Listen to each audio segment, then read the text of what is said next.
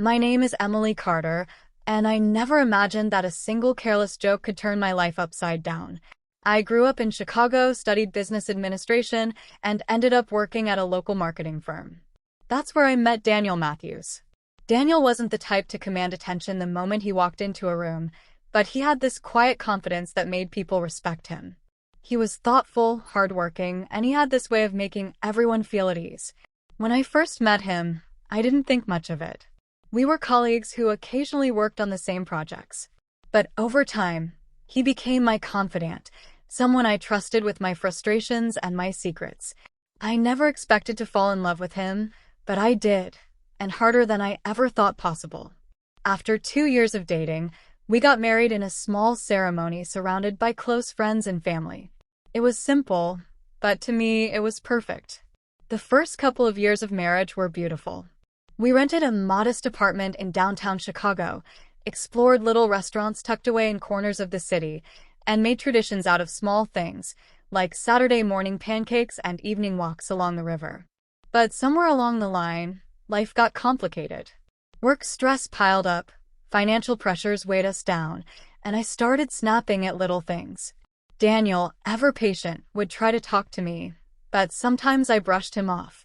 I convinced myself that things were fine, even when deep down, I knew I was neglecting the love that had once been the center of my world. The turning point came one night when we were at a small gathering with some of Daniel's old college friends. We were all sitting in a circle, sharing funny stories and teasing each other about old habits. Someone asked us to share one regret in a lighthearted way. People laughed and joked, and when it came to me, I wasn't thinking. I was trying to sound witty like everyone else. With a laugh, I said, "Honestly, marrying Daniel might be my biggest regret." Everyone chuckled. I forced a smile, acting like it was just a silly joke. But when I turned to look at Daniel, the smile had faded from his face. He didn't argue. He didn't laugh. He just grew quiet for the rest of the night. On the drive home, the silence was suffocating. I tried to brush it off, telling him it was just a joke, but the look in his eyes said otherwise. He wasn't angry. He was hurt. And that was far worse. Over the next few weeks, I noticed a shift. Daniel stopped asking about my day with the same warmth. He stayed later at work. He didn't reach for my hand as much. He was polite, kind even, but distant, like he had quietly built a wall between us. I told myself it was temporary, that he just needed time. But deep down, fear started to take root. One evening, I came home to find him sitting at the dining table with a stack of papers.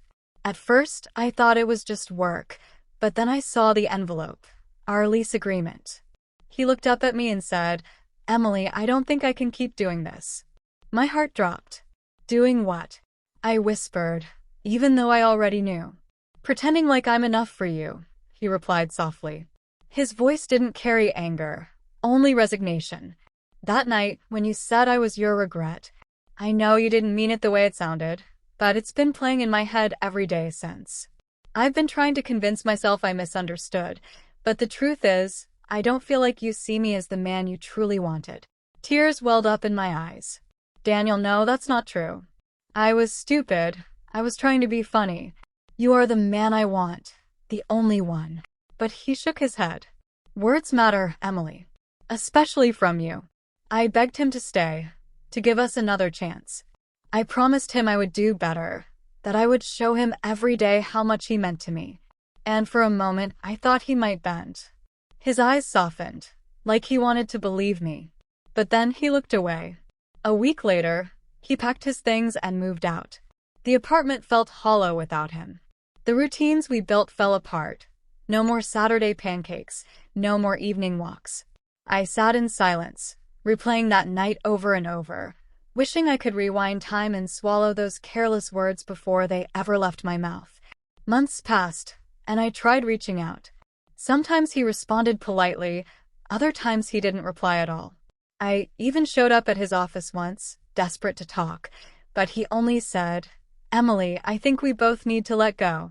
That was the moment it truly hit me. My marriage was over, not because of infidelity, not because of irreconcilable differences, but because of a single thoughtless comment that cut deeper than I ever intended. In the silence of my apartment, I found myself reflecting. Why had I said it? Why had I taken his love for granted? And the answer was simple. I assumed he would always stay. I assumed his patience was limitless. But even the most patient hearts can break. I started writing letters I never sent, pouring out apologies and memories of our happiest days. It was my way of keeping him close, even though he was gone. Some nights, I would walk by the river we used to stroll along, hoping I might see him there, knowing full well he had moved on. Friends tried to comfort me, telling me it was just a mistake, that he should have known I didn't mean it. But I understood him. When the person you love the most jokes about regretting you, it cuts deeper than any insult from a stranger ever could. I don't know where Daniel is now. Last I heard, he had transferred to another branch of his company, maybe even started fresh in another city. I hope he's happy. I hope he found someone who makes him feel cherished every single day. As for me, I live with the lesson engraved into my heart. Words, once spoken, can't be taken back. Jokes may fade from memory, but the wounds they leave can last a lifetime. If I could go back, I would hold his hand that night, look him in the eye and say, "Marrying you is the best decision I've ever made." Because that was the truth. It still is. And it will always be.